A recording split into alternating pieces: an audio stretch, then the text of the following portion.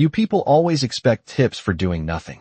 The sentence didn't just land. It shattered the air like glass in a room built for power and quiet deals as silverware paused mid-motion, and even the soft piano in the corner seemed to miss a note. Jonathan Blake leaned back in his chair like he owned more than just the table, like he owned the room, the staff, the moment, his cufflinks catching the warm amber light as he slid the leather check folder forward without looking at her, not once, not even a glance. Naomi Carter stood there, steady tray balanced against her palm, her posture perfect, the kind of stillness that wasn't weakness but control. She had learned that stillness years ago in places where voices like hers were ignored, where dignity had to be carried quietly because no one offered it freely around them. The restaurant breathed money, crystal glasses polished to perfection, a skyline view stretching across Manhattan 12 floors up, where deals worth 8 figures were whispered between bites of imported steak and aged wine, and yet in that moment all of it felt smaller, reduced to the weight of one careless sentence. A few men at the table chuckled, not loudly,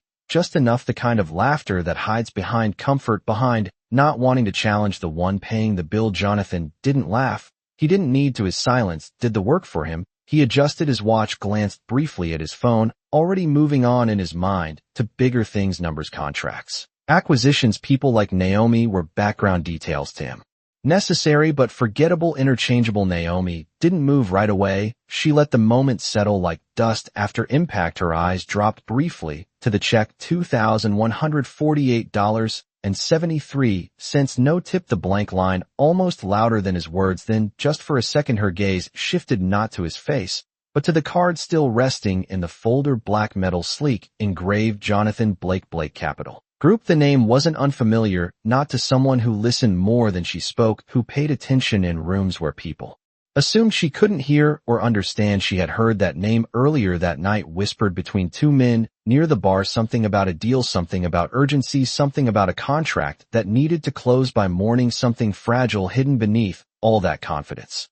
She closed the folder gently, not with anger, not with hesitation, just precision, then stepped closer. Her voice, when it came, was calm, almost soft, the kind of tone that didn't ask for attention, but demanded it anyway. Sir, you might want to check page 14 of your contract. For the first time that night, Jonathan Blake looked at her, really looked at her, his expression shifting, just slightly, not enough for most to notice, but enough. The room didn't breathe. The laughter died halfway between lips, and silence settled in, thick and heavy, because somewhere between a missing tip and a quiet sentence something had just changed, and none of them knew yet how expensive that moment was about to become. Jonathan Blake did not like being interrupted, and he liked even less being corrected, especially by someone he had already decided did not matter. His fingers paused on the edge of the table, not quite reaching for the check folder, as his eyes narrowed just slightly. The shift was subtle, but in rooms like this, power was measured in subtleties. The men around him exchanged quick glances, unsure whether to laugh it off or stay quiet,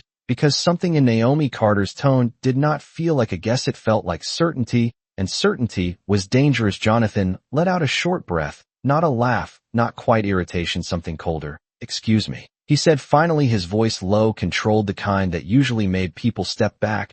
But Naomi did not step back. She simply stood there, composed, hands still, posture steady, as if she had already stepped beyond the need for approval. Page 14. She repeated gently, not louder, not sharper, just enough to make the words land again. This time, they landed harder. Jonathan reached for the folder, now not out of curiosity, but out of control, because control was his language. He opened it slowly, as if the pace itself could diminish the moment. The black card slid slightly against the leather as he pulled out his phone. His lawyer, seated 2 chairs down, leaned in, already sensing a shift. Is there a problem? The lawyer asked quietly. Jonathan did not answer. He was already scrolling, already pulling up the document, already telling himself this was nothing, a coincidence, a bluff, a waitress trying to feel important. But then his eyes stopped, and for a fraction of a second something flickered, confusion first, then recognition, then something heavier, the kind of realization that does not announce itself, but settles into the chest like weight. The lawyer leaned closer. What is it? Jonathan turned the screen slightly, his voice no longer as certain. Check the liability clause. The lawyer adjusted his glasses, fingers moving faster, now scrolling, reading, cross-referencing. The room did not speak. It watched. Forks rested against plates, wine glasses untouched, Even the skyline outside seemed to hold still, as if Manhattan itself was waiting. The lawyer's expression changed next, not dramatically, just enough: the tightening of the jaw, the slight lift of the brow. This was not flagged. He murmured more to himself than anyone else. Jonathan's grip on the phone tightened. It was not supposed to be there. The lawyer added, and that was the moment the power in the room shifted, not loudly, not visibly, but completely, because for the first time that night, Jonathan Blake was no longer the one controlling the outcome. He looked up again at Naomi, really looked this time, not at the uniform, not at the role, but at the person standing in front of him, calm, observant, unshaken, and suddenly the memory clicked. The conversation near the bar, the mention of a rushed contract, the oversight buried deep enough to be missed by people moving too fast, chasing too much. Naomi had not guessed she had listened, and in a world where everyone talked, listening was rare. Jonathan leaned back slower now, the confidence still there, but cracked just enough to let something else through, something unfamiliar: uncertainty. How would you even know that? He asked, and this time the question was real. Naomi did not smile. She did not gloat. She simply met his gaze, steady and quiet. Because, sir, she said softly, some of us are invisible long enough to hear everything. The words did not echo, they settled deep and heavy, because in a room built on status, being invisible was the one thing no one ever prepared for. Jonathan Blake held her gaze a second longer than he intended, searching for hesitation, for uncertainty, for anything that would place her back where he had decided she belonged. But there was none. Naomi Carter stood exactly where she had always stood, not higher, not lower, just finally seen. The lawyer cleared his throat softly, already dialing, already pulling up secondary files, his voice lower, now more urgent. We need to call the partners before this moves any further. If that clause is triggered, the entire structure shifts. Jonathan did not respond immediately. He was still watching her, still recalculating, because this was not how power was supposed to work, not in his world, not at his table, where outcomes were bot-shaped, controlled. Yet here it was slipping through, something as small as a mist detail, something as quiet as a waitress who listened too closely around them. The atmosphere changed in ways that could not be measured by numbers. Conversations at nearby tables slowed, eyes drifted over, not obviously, not enough to draw attention, but enough to feel it, the subtle awareness that something important had just happened, and no one wanted to be the only one who missed it. Jonathan finally set his phone down, carefully, not with force, not with frustration, but with intention, the kind that comes when a man realizes the game has shifted, and reacting too quickly could cost more than staying still. What exactly did you hear? He asked, and this time there was no edge, no dismissal, just a question. Naomi glanced briefly toward the bar, where two men still stood, unaware that their earlier conversation had traveled farther than they thought, then back to him. Enough to know they were rushing you, she said calmly, and enough to know that when people rush a deal like that, they are not trying to help you, they are trying to hide something. The lawyer nodded almost instinctively, because that part was true, always had been. Jonathan exhaled slowly, leaning back further, now the confidence still present, but no longer untouched. It had been tested, and for the first time that night, it did not come out clean. And you decided to tell me why? He asked, not suspicious, not accusing, just genuinely trying to understand, because people in his world did not give information without taking something in return. Naomi's answer came without pause, without performance. Because whether you tip me or not does not change what is right. The sentence did not rise, it did not fall, it simply existed, clear and steady, and somehow louder than anything that had been said all night. The men at the table shifted slightly, uncomfortable, not because of her words, but because of what they revealed about everything that had just happened. Jonathan looked down at the check folder again, the empty tip line still there, still untouched, but now it felt different, no longer a statement of control, but a reminder of something he had misjudged entirely. He reached for his pen slowly, but stopped halfway, as another thought crossed his mind, something sharper, something more immediate. If you caught this, he said, looking back at her, then what else did you hear? And that was the moment the room leaned in again, not physically, not visibly, but emotionally, because whatever came next was no longer about a tip or a contract. It was about how much power had just walked into the room unnoticed, and how much of it was still hidden. Naomi did not answer right away, and that silence carried more weight than any immediate response, because in a room full of men who rushed to fill every gap, she let the space stretch, just enough to remind them who was in control of it now. Her eyes moved briefly across the table, not avoiding, not confronting, just observing the way one man adjusted his tie, another reached for his glass, but did not drink the way Jonathan Blake leaned forward, just slightly, no longer relaxed, no longer performing, but waiting. I heard enough to know they are not aligned with you, she said finally, her voice steady, measured, like someone placing each word exactly where it needed to land. One of them mentioned restructuring after signature. Not before, and that only happens when terms are meant to shift once you are already committed. The lawyer froze for a fraction of a second, and that was all it took, because men trained to read numbers could not hide when the numbers turned on them. Who said that? Jonathan asked quickly, this time not out of authority, but urgency. Naomi glanced again toward the bar, the same two men still there, still talking, still unaware that the quietest person in the room had already changed everything. The one in the navy suit, she said softly. He said you were too confident to double-check. The words did not accuse, they revealed, and that was far more dangerous. Jonathan's jaw tightened, not in anger, but in recognition, because confidence had always been his strength. Until it became his blind spot. The lawyer was already dialing, stepping slightly away from the table, his voice low but sharp. We need to pause everything until we review this clause again, and I want full clarity on post-signature adjustments. The shift was immediate, not loud, not chaotic, but undeniable. The deal that had felt inevitable minutes ago was now uncertain, fragile, exposed. Jonathan exhaled slowly, running a hand across his jaw, his mind moving faster than his expression allowed, because for the first time that night he was not thinking about winning, he was thinking about what he almost lost. He looked back at Naomi, and something in his gaze had changed, not softened, not weakened, but recalibrated.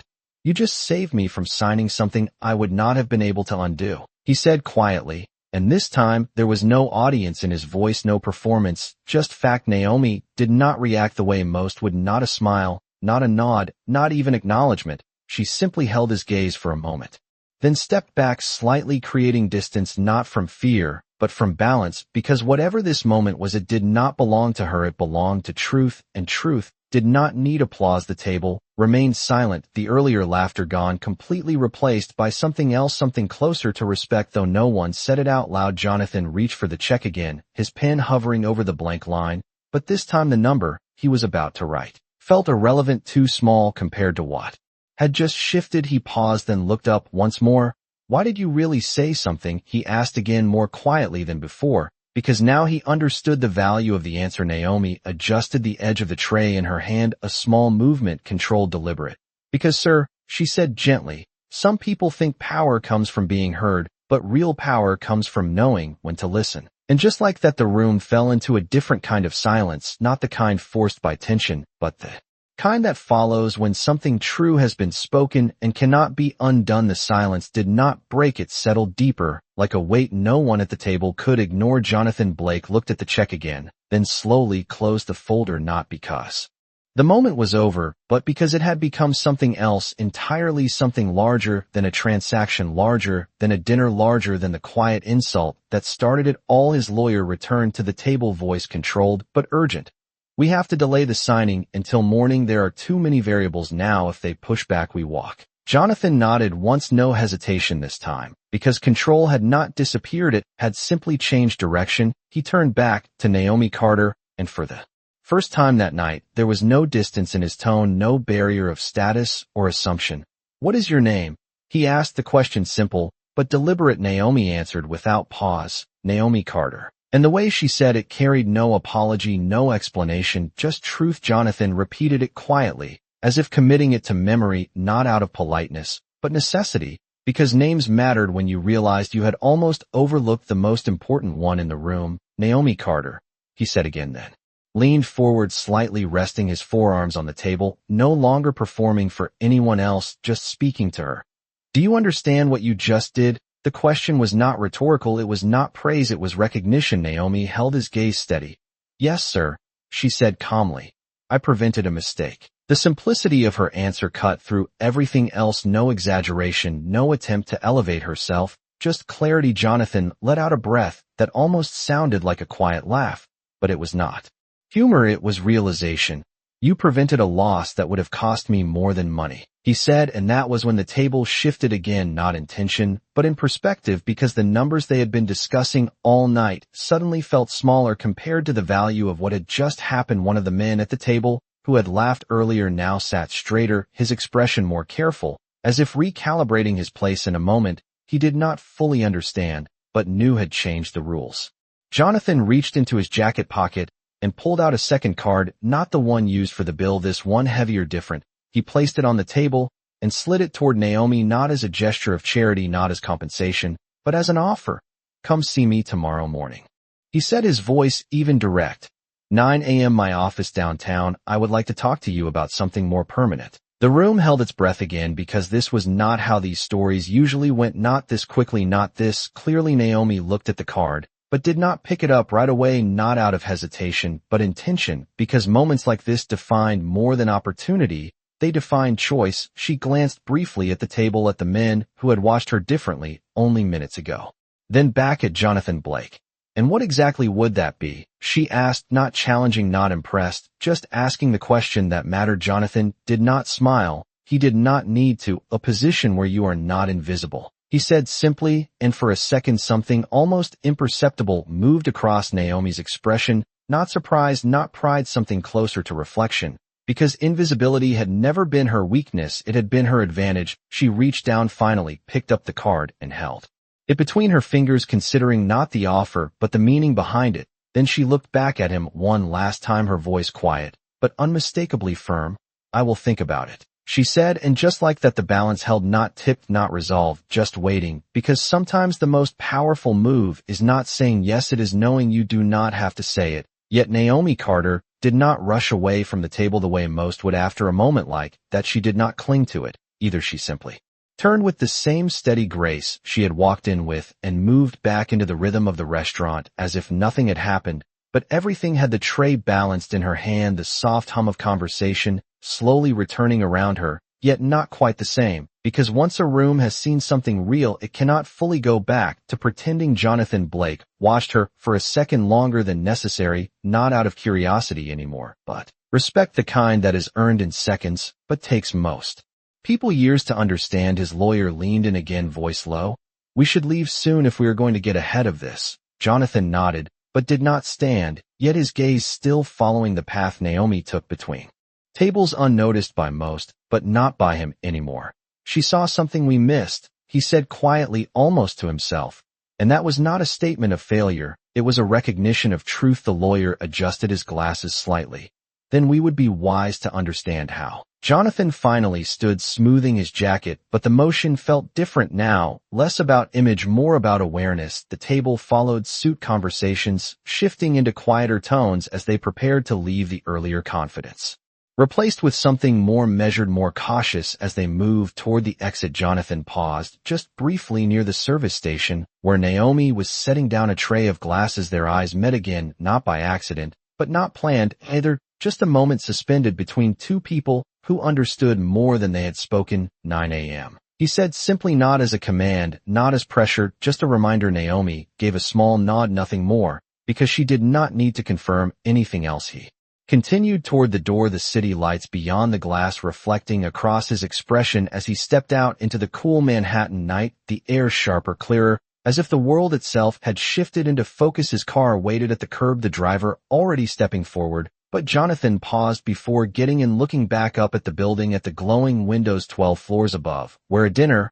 had turned into something far more significant, something he could not measure in dollars or percentages. Inside, Naomi stood still for a moment after he left, the card still in her hand. She turned it over once, feeling the weight of it, not just the material, but the decision it represented around her. The restaurant returned to its usual rhythm, orders called, glasses filled, footsteps moving in practiced patterns, but she was no longer moving through it the same way, because moments like that do not pass, they stay, they reshape the way you see the world, and the way the world begins to see you.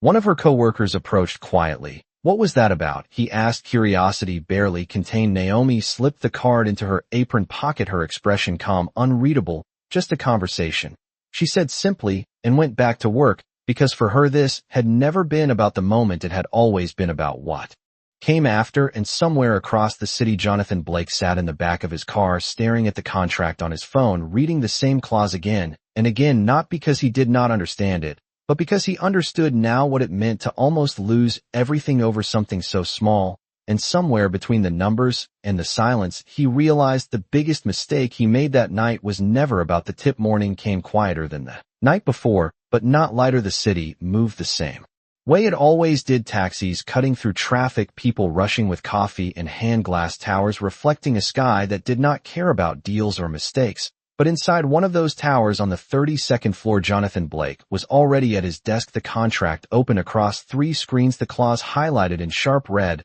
like a warning that had arrived just in time. His lawyers stood nearby reviewing revisions, speaking in precise measured sentences, but Jonathan was not fully listening, not because it was unimportant, but because his attention kept returning to something else, something that did not fit into spreadsheets or negotiations. 9 a.m. he had said, and now it was 9:02. He glanced at the door once, then back at the screen, then again, because waiting was not something he did often, not like this, not for someone he had met only hours before. Yet the weight of what she had seen, what she had said, lingered in a way numbers could not replace. Across the city, Naomi Carter stood outside the building, the card still in her hand, the address etched clean and simple. She had finished her shift late, barely slept, yet her eyes were clear, not tired, not uncertain, just focused. She looked up at the building, tall glass and steel, a place where people like Jonathan made decisions that shaped lives, and for a moment she remained still, not because she doubted walking in, but because she understood exactly what stepping inside meant. It was not just an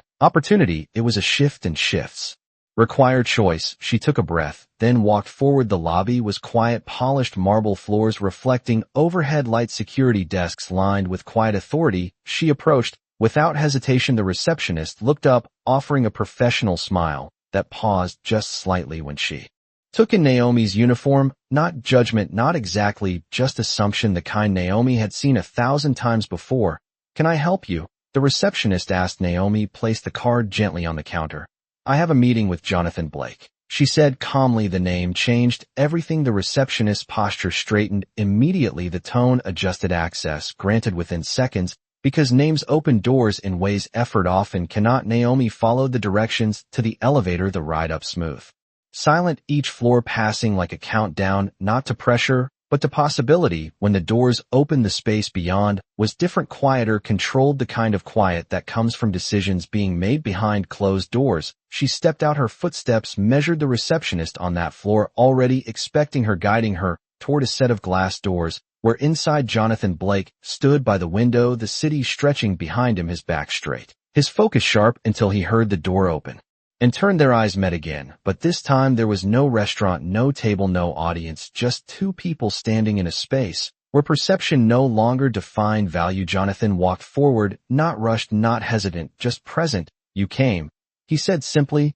and there was something in his voice, not surprise, not relief, something closer to acknowledgement. Naomi stepped inside the door, closing quietly behind her. "You said 9 a.m., she replied, and that was enough, because in that moment both of them understood this was no longer about last night. It was about what happens when someone who was never meant to be seen walks into a room and refuses to be invisible anymore. Jonathan Blake did not return to his desk right away. Instead, he stopped a few feet from Naomi Carter, as if recalibrating the distance between who she had been last night and who she was now. Standing in his office, the city stretched behind him, sunlight cutting through glass, reflecting across polished floors and sharp edges. But the real shift was not in the room, it was in the way he spoke. "Sit," he said, then paused slightly before adding, "Please." The word small, but intentional. Naomi noticed. She always noticed. She took the seat across from his desk, not slowly, not cautiously, just naturally, as if she had always belonged in spaces like this. Jonathan walked back around his desk, but did not sit immediately. He placed both hands on the surface, looking at the contract still open, the clause still highlighted, the mistake still visible, then back at her. "I had 3 analysts review this deal," he said calmly, 2 senior partners, and a legal team that charges more per hour than most people make in a week. He let the word sit for a second, not as a boast, but as context. "And you caught what all of them missed in under 5 minutes. Naomi did not respond right away, not because she did not have an answer, but because she understood the difference between being asked and being tested. She rested her hands lightly in her lap, her posture unchanged. "I was not looking for it," she said simply. "I was listening for it." Jonathan exhaled slightly, that same realization settling deeper, because listening was not something his world valued, not the way it valued speed and dominance and results. "That is exactly the problem," He said more to himself than to her then. Finally sat down leaning back in his chair, but not with the same authority as before. Something had shifted, something quieter, but stronger. Tell me something, Naomi, he continued. Why are you working in a restaurant? The question was direct, but not dismissive. It carried curiosity, not judgment. Naomi met his gaze steady as before. Because it pays my bills, she said, then added after a brief pause. And because it lets me observe people when they think no one is paying attention. Jonathan almost smiled, not fully, but enough to show recognition, because that answer felt familiar in a way he did not expect. You studied something, he said, not asking now, but concluding. Naomi nodded once. Business administration, community college. Then I stopped. Jonathan leaned forward, slightly, interest sharpening. Why, he asked. Naomi did not look away. Because life does not always wait for plans to finish, she said calmly, and there was no bitterness in it, no regret, just truth. Jonathan tapped his fingers lightly against the desk, not impatient, just thinking, because in his world talent was identified, packaged, moved quickly into systems, but what sat in front of him did not fit into any of those systems easily, and that made it valuable in a way he could not ignore. I am not offering you a job because you save me money, he said, finally, his voice steady. I am offering because you see things differently, and that is something I cannot teach my team overnight.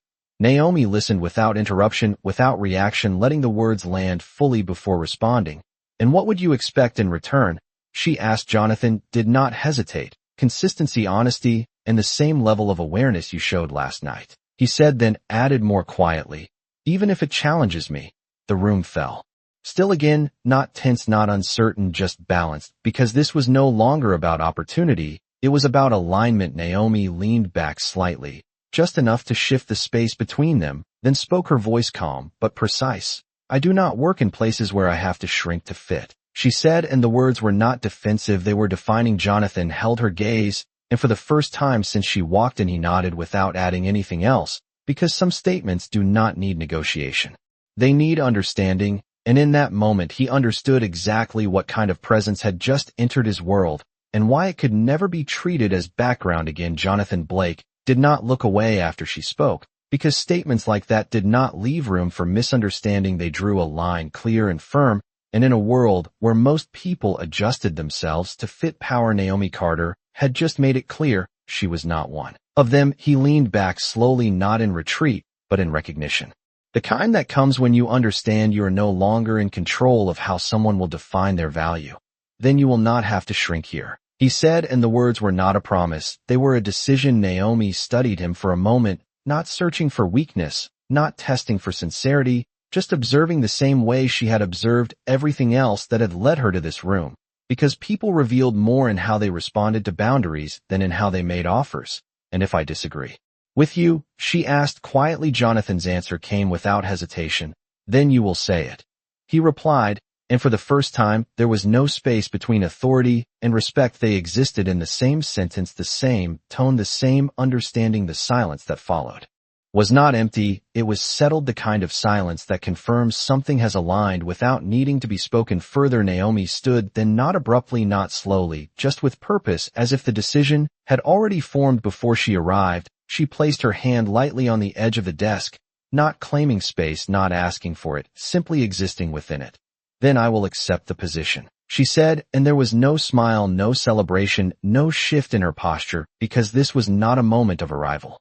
It was a continuation of who she had already been. Jonathan stood, as well, not out of habit, but out of acknowledgement, because some agreements deserve to be met standing. Good, he said simply, then extended his hand. And when she shook it, the gesture was equal, not symbolic, not performative, just two people meeting at the same level across the city. The restaurant continued its rhythm, unaware that one of its quietest voices had just stepped into a different world, yet that world had not changed her. It had only revealed her.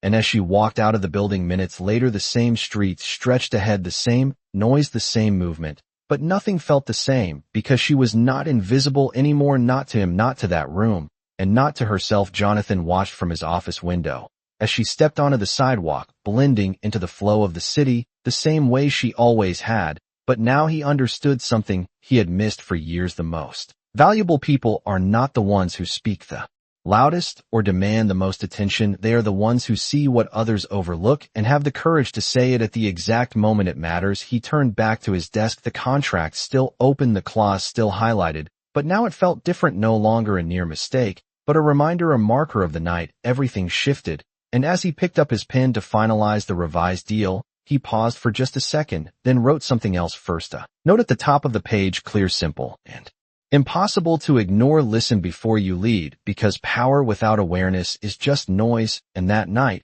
he learned the difference, not from a boardroom, not from a partner, but from someone he almost dismissed over something as small as a tip.